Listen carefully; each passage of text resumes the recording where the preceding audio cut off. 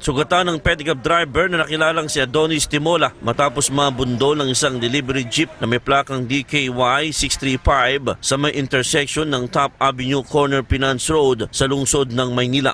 Ayon sa driver ng jeep na si Romeo Magian, nakagreen ang traffic light sa naturang lugar kaya tuloy-tuloy lamang ang kanyang takbo. Nagulat na lamang daw siya dahil sa bigla na lamang sumulpot ang isang pedicab na minamaneho ng lasing na si Timola. Sinubukan pa umanong magpreno ni Magian ngunit sa dulas ng kalsada dahil sa patuloy na pag-ulan, buong lakas na nasalpok ang pedicab. Agad naman sinugod sa pagamutan ang driver ng pedicab habang voluntaryo namang sumuko sa mga otoridad ang driver ng jeep na si Magian.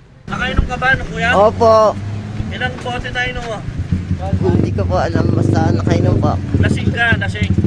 Tama lang po. Chong Malapas para sa Radyo Inquirer 990 Bayang Nagtatanong, mamayang nag-usisa.